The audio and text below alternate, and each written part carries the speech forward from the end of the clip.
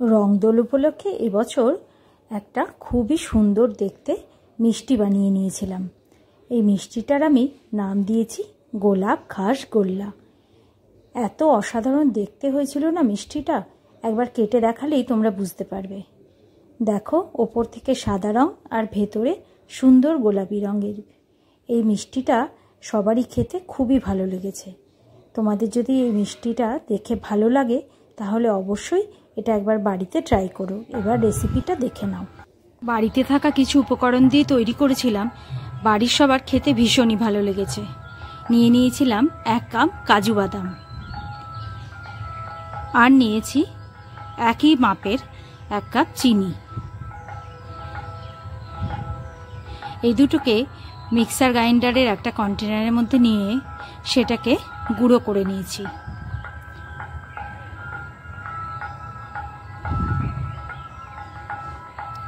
গুঁড়োটা দেখো খুব ফাইন গুঁড়ো করে নিতে হবে।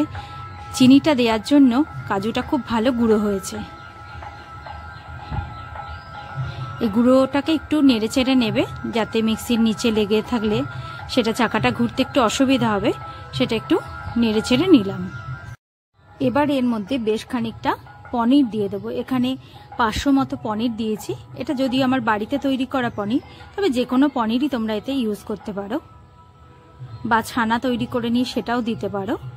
এখানে 500 মতন পনির একটু হাত দিয়ে ভেঙে ছোট ছোট টুকরো করে এই মিক্সি জার দিতে হবে। আর এতে 2টো এলাচের দানা চিনির সাথে গুঁড়ো করে নিয়েছিলাম।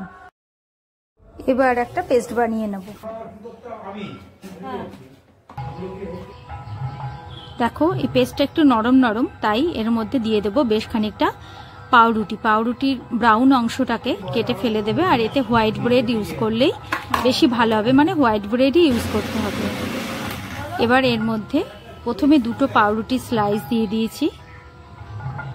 তারপর এটাকে একটা থালার মধ্যে ঢেলে নিলাম। এতে কাঁচা আটা ব্যবহার করার থেকে পাউরুটি দিলে বেশি টেস্টি হবে এবং দিতেও হবে। তাই এটা নিজের ইচ্ছে অনুযায়ী তৈরি করলেও খেতে কিন্তু ভীষণই ভালো হয়েছিল। মনেই হয়নি কোনো অংশে যে মিষ্টিটা দোকান থেকে কেনা নয়।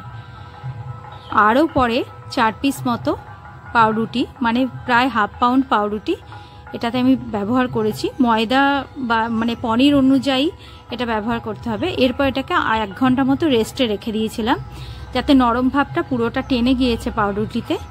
এবার হাতে একটু সামান্য ঘি লাগিয়ে নিয়ে,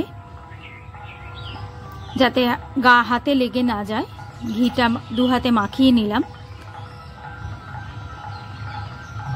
এবার এর থেকে 4 ভাগের 1 ভাগ অংশ এই ছানা মাখা তুলে নিলাম। তারপর এর মধ্যে দিয়ে দিচ্ছি ফুড কালার। এটাতে তোমরা যে কোনো কালার, মানে যে কোনো রঙের কালার ইউজ করতে পারো। আমি এতে পিঙ্ক কালারটা ইউজ করেছি।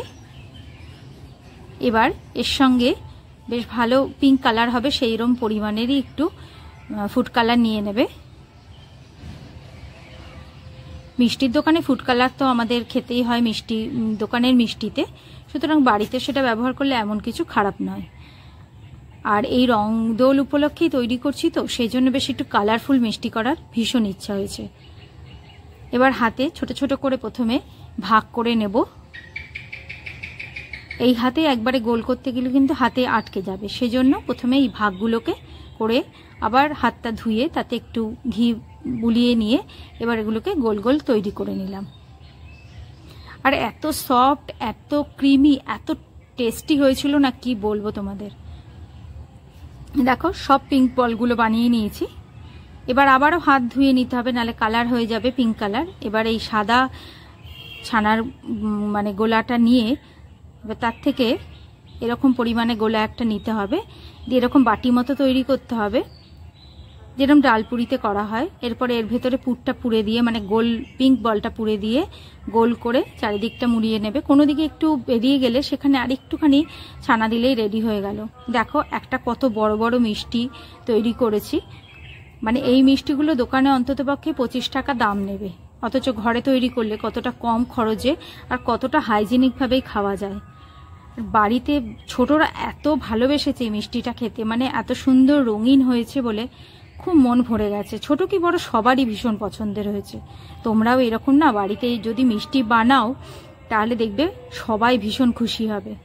এইরকমভাবে আমি সব কটা রেডি করে নিয়েছি। এবার এদের একটু সাজিয়ে গুছিয়ে দিই, সাদামাটা লাগছে তো, ওপরে একটু করে কেশর লাগিয়ে দিয়েছি, তাহলে মনে হচ্ছে যেন মিষ্টিগুলো বেশ সাজগোজ করেছে।